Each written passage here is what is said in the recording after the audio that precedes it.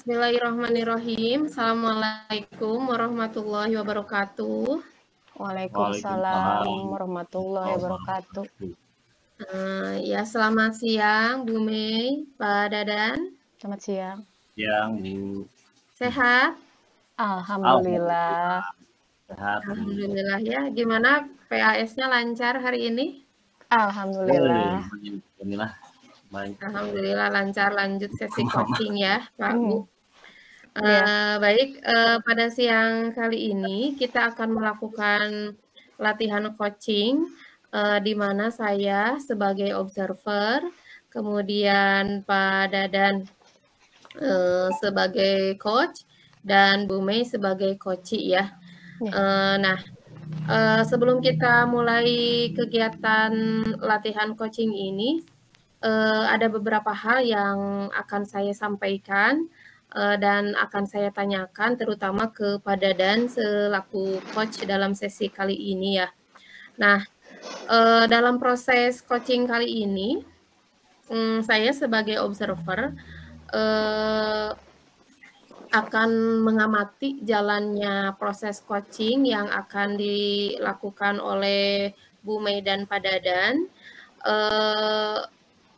Pengamatan yang akan saya lakukan dikhususkan pada jalannya alur tirta yang ada pada sesi coaching. Nanti akan saya lihat, akan saya amati, dan akan saya catat sesuai dengan rubrik penilaian ini yang saya pegang di sini. Nanti akan saya amati apakah alur tirtanya berjalan atau tidak, mulai dari tujuan, identifikasi, rencana aksi, dan tanggung jawab. Tapi semoga ya insya Allah Bu Mei dan Pak Dadan akan terlihat ya nanti alur tirtanya dalam sesi coaching kali ini. Kemudian ada beberapa hal yang akan saya tanyakan kepada Ibu Mei, kepada Pak Dadan ya selaku coach. Nah, pada sesi coaching kali ini tentunya kita tahu ada beberapa kompetensi inti yang ada dalam proses coaching.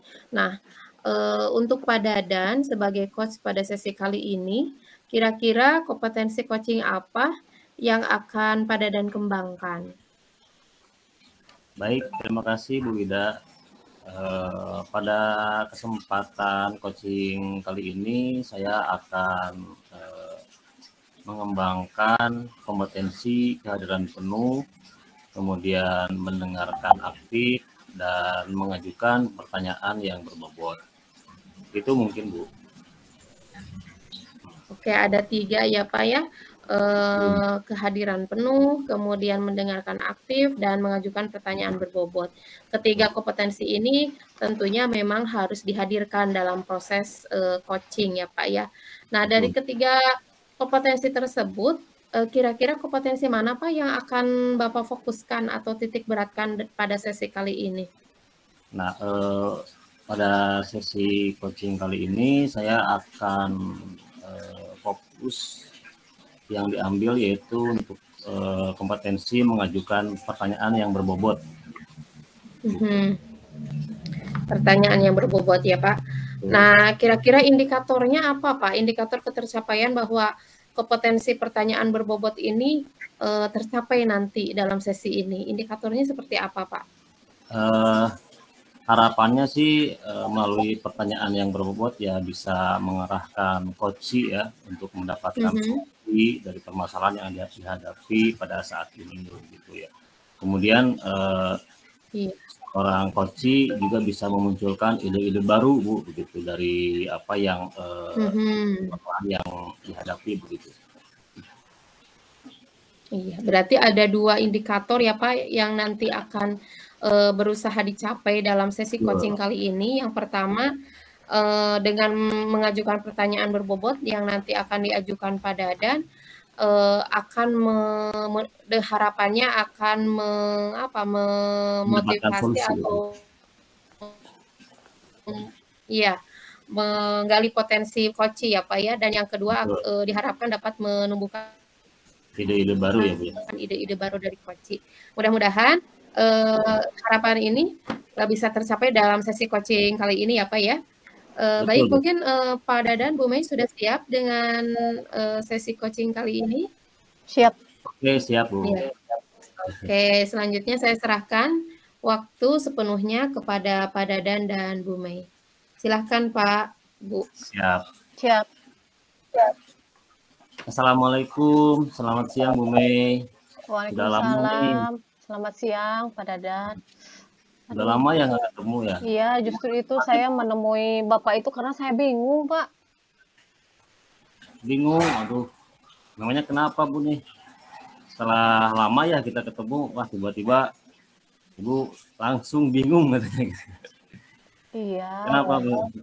Saat ini kan saya menjadi pembina Pramuka Putri. Nah, akhir-akhir ini siswi itu ya jarang sekali banyak siswi yang tidak mengikuti latihan pramuka, Pak.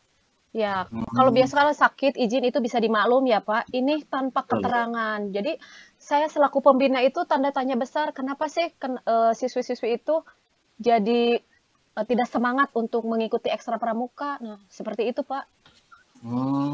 Apakah kalau putranya gimana, Bu? Putranya? Kalau putranya justru malah terbalik. Putra sekarang yang semakin semangat untuk berlatih ini, Pak. Latih ekstra. Gitu. Iya. Jadi pramuka putri ya sekarang ya? Iya, ya. Karena pembinanya kan dipisah. Seperti itu, Pak.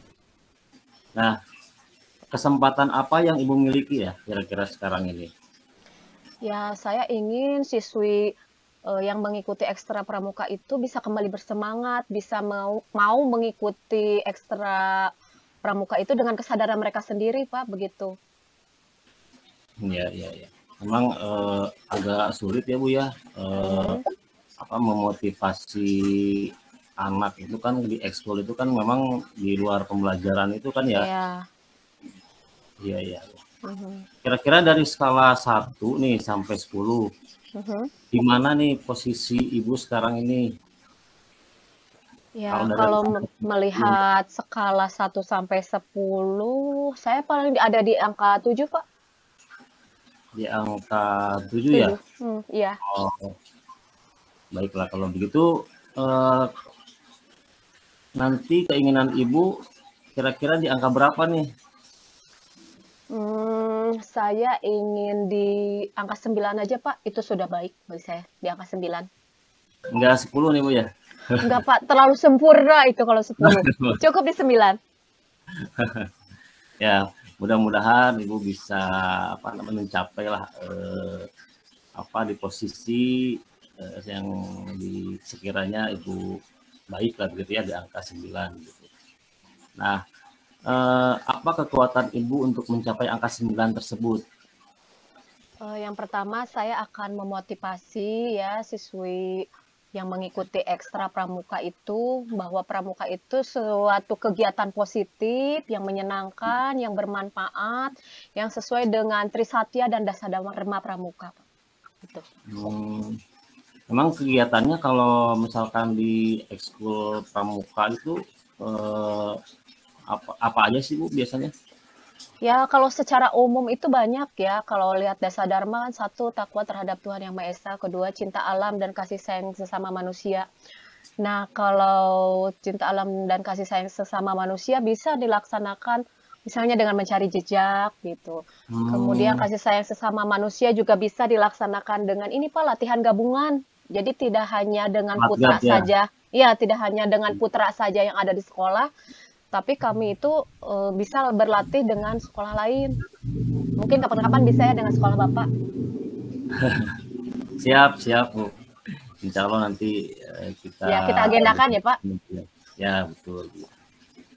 Nah, berarti rencananya gimana nih Bu untuk mencapai tujuan yang sampai? Ya, rencana saya yang pertama adalah akan mengkaji ulang tentang program kerja yang sudah ada. Apakah sudah baik atau perlu ditingkatkan lagi. Seperti itu, Pak. Nah, perlu ditingkatkan dari sisi motivasi, mungkinnya dia motivasi untuk siswanya begitu ya. Kemudian Kira-kira strategi Ibu untuk mencapai tujuan tersebut seperti apa? Ya, saya akan kembali menggali keterampilan-keterampilan yang ada di pramuka, Pak, selain PBB gitu ya. Kan baris berbaris itu diajarkan di pramuka. Nah, saya juga akan mengajarkan tentang tali temali, tentang P3K, kemudian tentang pioneering, Pak, itu yang seperti bikin menara seperti itu. Kemudian itu yang utama, Pak, survival. Untuk bisa bertahan di alam. Nah, itu kan tidak semua ya, Pak, ya, bisa seorang yang jiwa pramuka itu bisa apa? Mau gitu. Ya, soalnya kalau identik pramuka itu harus segala bisa, Pak. Iya. Iya. Memang kalau dulu sih saya waktu di SMP males Ibu ya pramuka teh. Kenapa? Karena waktunya itu sore begitu. Iya, begitu. Kadang-kadang suka izin gitu ya keluar. Tapi kalau sudah masuk aja, kalau udah seru ya udah langsung terus kecanduan lah begitu. Ya betul, Pak. Dan kebetulan saya pramuka itu sampai Bantara, Pak, di SMA. Wah, hebat. Ya, jadi berkelanjut SD, malah saya dari SD ya, kalau boleh bercerita sedikit. Dari SD kelas 4 saja saya udah upacara itu Hari Pramuka ke Jakarta. Wih, keren. Iya. Jadi termotivasi sebetulnya justru kalau ada SMP saya malah karena sekolahnya siang ya dan efeknya jadi ada bukan yang ini ya, maksudnya jadi terganggu ekstranya, jadi kurang lancar ketika saya SMP, kebetulan di luar kota, jadi karena ada sesisnya, ada sekolah pagi siang dan ke bagian siang itu kelas 1 ya zaman dulu, bukan 7, 8, 9, jadi ya agak vakum gitu. Ketika saya penggalang juga gitu, ketika masuk SMA penegak ya maju lagi. Seperti itu. Gitu ya. Iya. Terus itu kalau misalkan latihan pramuka begitu ya Bu, di yang sekarang ini ekskul yang lain juga waktunya sama atau gimana? Ada jadwalnya gitu, di jadwal.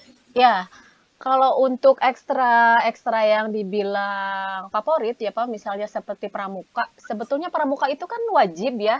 Ada aturan kemarin itu wajib hanya untuk Dewan Penggalang, maksudnya pengurus dan kepengurusan dan emang yang memang apa memilih secara keinginan sendiri itu di hari Jumat Pak, berbarengan dengan PMR dan Paskibra. Jadi kalau untuk yang benar-benar ingin eksis di pramuka itu jadi tidak bisa mendua hati mentiga hati dengan ekstra lain. Berbeda kalau ya karena kan pandemik, sebelum pandemik itu Pak kan pramuka itu wajib ya, di rapot itu sebagai ekstra wajib. Betul. Ya, jadi kalau untuk yang inti itu hari Jumat, yang umumnya itu hari Rabu, Pak. Gitu. Jadi kalau Rabu itu klasikal semua pokoknya yang semua ekskul gitu ya. Iya, semua ini pramuka umum lah gitu. Jadi materinya juga beda, mungkin hanya pengenalan dan permainan, mungkin yang ya sebagian kecil lah berbeda dengan yang memang betul-betul ingin mengikuti pramuka gitu. Jadi ya seperti itu. Iya. Jadi tadi kan Ibu jadi dari pramuka putri ya, jadi menurut motivasinya begitu. Apakah ekskul yang lain juga sama Bu seperti ekskul pramuka seperti itu? Motivasinya kira-kira? Ya kalau melihat pengamatan saya, kalau di ekstra lain pembinanya itu satu Pak, tidak ada putra dan putri. Gitu. Oh gitu. Iya, jadi saya juga nanti akan berencana berdiskusi Pak dengan pembina putra. Ya bagaimana langkah ke depannya selain meninjau tadi program kerja, juga nanti akan berdiskusi bagaimana cara untuk meningkatkan minat siswa untuk lebih semangat lagi, dan juga saya akan minta bantuan ke pelatih. Ada pelatih putri kebetulan alumni, nah setidaknya dia juga pernah merasakan pramuka ketika di SMP gitu ya, jadi saya akan lebih menggali gitu kan, karena kalau sesama perempuan itu lebih lebih terbuka gitu ya. Betul. Ya, kalau dengan laki-laki kan mungkin saya canggung dan sebagainya. Canggungnya. Ya, Mungkin kan saya nggak tahu apakah sesama putri itu ada yang kecemburuan sosial, ada yang mungkin oh saya jadi ketua regu, oh dia tidak jadi ketua regu. Nah itu kan perlu digali. Jadi saya harus lebih banyak lagi berinteraksi dengan mereka seperti itu. Iya betul. Nah, jadi nanti bisa minta minta bantuan juga ya ke pembina putra gitu ya, dengan merumuskan program gitu ya Bu ya. Iya seperti itu. Nah, kira-kira apa nih Ibu akan memulai melaksanakan rencana yang barusan itu? Ya, karena sekarang sudah akhir semester dan sedang penilaian akhir semester, jadi sudah tidak efektif untuk ekstra dilaksanakan. Jadi saya berencana akan melaksanakan apa yang saya harapkan itu nanti di semester genap, Pak, setelah libur sekolah.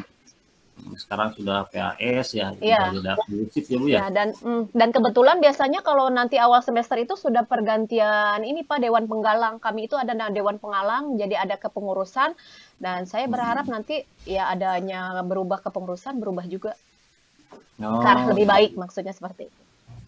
Iya, baiklah. Ya kalau begitu nanti setelah masuk ya semester genap, ya kita ngobrol lagi ya Bu ya. Iya. Siapa? Saran saya ingin tahu lah hasilnya seperti apa begitu ya.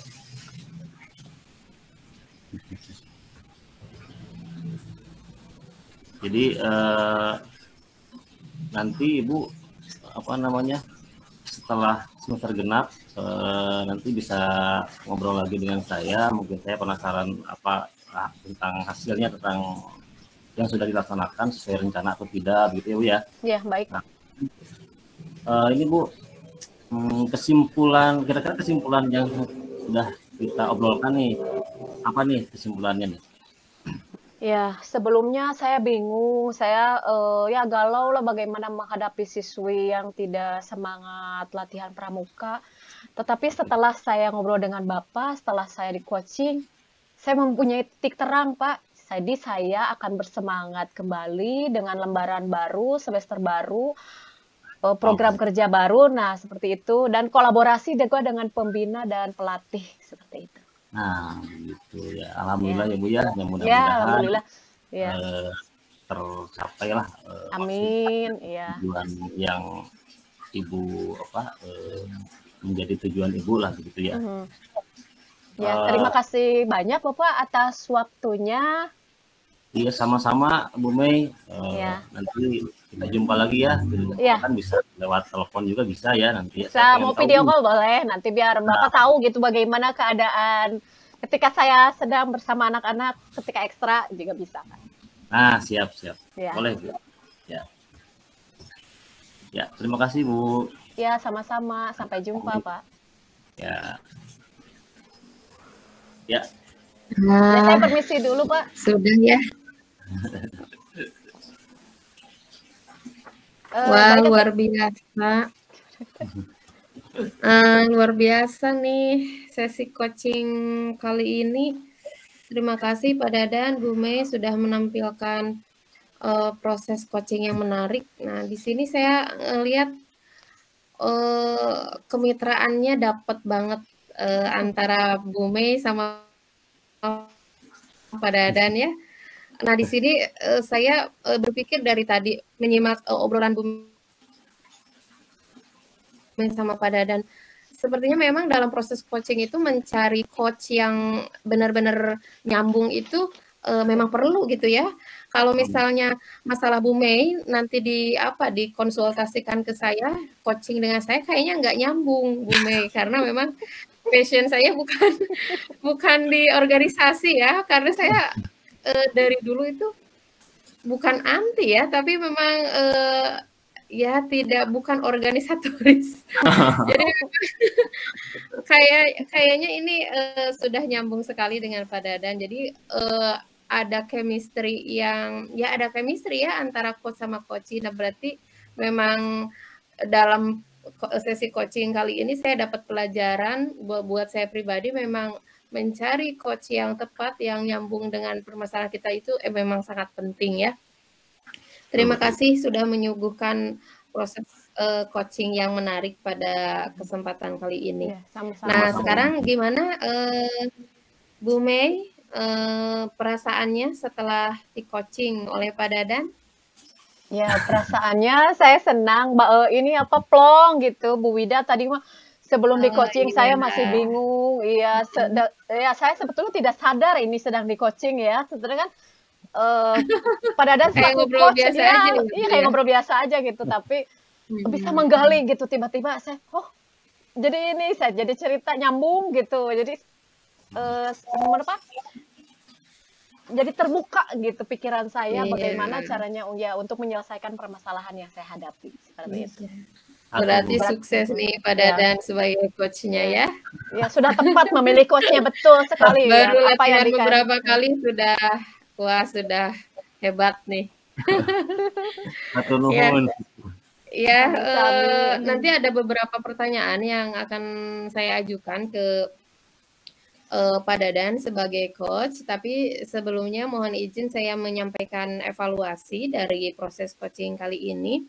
Dari awal saya sudah melihat adanya pembagian alur tirta ya, sudah kelihatan tahapan demi tahapannya.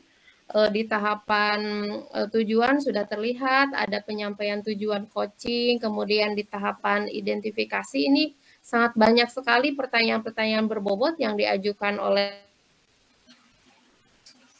Pak Dadan yang menggali potensi Bu Mei. Ini yang dari tahapan-tahapan keempat tahapan ini yang paling menarik buat saya sebenarnya di tahapan identifikasi ini, karena di sini keterampilan Pak Dadan dalam mengajukan pertanyaan berbobot ini sudah terlihat ya kekreativitasannya.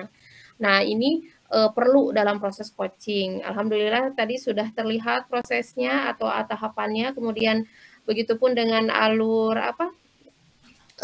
rencana aksi. Nah, Bu Mei sudah ada rencananya, kemudian di tanggung jawab juga sudah ada. Jadi rangkaian alur tirtanya sudah terlihat jelas di sini.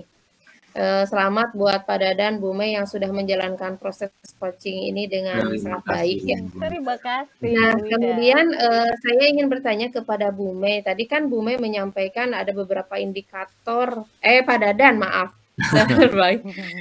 Tadi kan ada beberapa indikator yang ingin dicapai dalam proses coaching kali ini atau harapan-harapannya. Nah, kira-kira indikator mana saja yang sudah tercapai Pak pada sesi kali ini? Ya, indikator bukunya kan sudah bisa mendapatkan solusi ya, dan dari permasalahan, kemudian ide-idenya sudah muncul juga. Itu menurut saya sih, tapi nggak tahu sih menurut orang lain begitu. Harusnya kan yang meneliti kan bukan saya sendiri begitu ya. Tapi iya, nggak apa-apa Pak. Ini untuk refleksi diri aja dulu. Nanti kita sebarluaskan ini videonya, dilihat sama orang lain bisa menilai. Nggak apa-apa untuk refleksi diri dulu. Iya begitu. Kalau menurut saya seperti itu sih, sudah muncul lah gitu ya ide-ide barunya, kemudian Bu Mei sudah bisa mendapatkan solusi dari permasalahan yang dihadapinya begitu. Iya, jadi tinggal diasah ya Pak ya kemampuan membuat pertanyaan yang berbobotnya aja ya. Nah betul itu. Ya, betul. Itu harus terus-terusan dilatih begitu ya. Iya. Nah sekarang pertanyaan yang selanjutnya, kan tadi di awal ada 3 kompetensi yang harus muncul dalam proses coaching. Yang pertama kehadiran penuh, kemudian mendengarkan aktif dan mengajukan pertanyaan berbobot. Tadi yang difokuskan dalam sesi coaching kali ini, Pak Dadan memfokuskan pada membuat pertanyaan berbobot. Nah, kalau suatu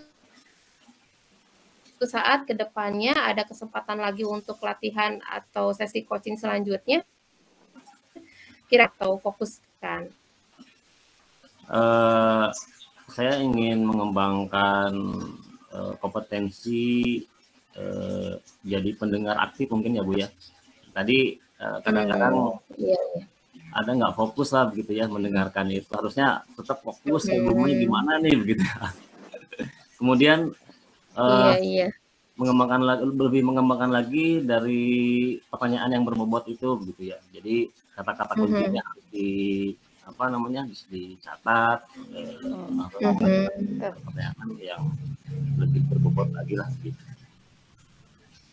Iya betul sekali Pak ya, dalam proses coaching ini jadi pendengar itu memang kemampuan yang harus dimiliki oleh coach. Betul. Kalau coachnya tidak mau mendengar apa yang disampaikan coach, ya proses coaching tidak akan berlanjut. Si coach udah bete duluan ya Pak ya, Nah, gitu. coachnya juga nggak mendengarkan gitu. Tapi di sini ada juga apa di garis bawahi mendengarkan aktif. Jadi bukan berarti hanya mendengar saja gitu ya apa yang disampaikan coach, tapi kita harus aktif memberikan umpan balik, yaitu dengan memberikan pertanyaan-pertanyaan berbobot yang bisa menggali potensi coach ya. Nah ini sebetulnya pembelajaran coaching ini pembelajaran yang sangat berharga ya, khususnya bagi saya gitu. Ini pembelajaran baru lagi dan bisa bukan hanya diterapkan di lingkungan sekolah ya Pak ya Bu, juga bisa diterapkan dalam lingkungan di keluarga gitu. Bagaimana kita cara berkomunikasi dengan pasangan, bagaimana kita cara berkomunikasi dengan anak begitu ya, bisa sangat bisa diterapkan gitu. Nah jadi ini memberikan apa ya, latihan kepada setiap orang untuk berpikir kritis sebetulnya. Jadi coachnya dilatih berpikir kritis, bagaimana memunculkan ide-ide kreatif, membuat pertanyaan berbobot, kemudian coachnya juga dilatih berpikir kritis, jangan hanya menerima solusi-solusi, jadi nggak mau berpikir gitu. Nah di sini banyak sekali pelajaran yang berharga. Mudah-mudahan nanti kedepannya kita bisa melakukan sesi coaching bareng-bareng lagi ya Bu ya. Pak, jadi kita bisa belajar lebih banyak lagi gitu. Itu saja mungkin Bapak, Ibu ada yang mau disampaikan lagi? Sudah cukup? Cukup Bu Wida, atur nuhun. Ya, juga sama-sama. Ya, terima kasih Pak Dadan, Bu Mei atas proses coaching hari ini. Mudah-mudahan kita bisa mengambil putus ya Bu.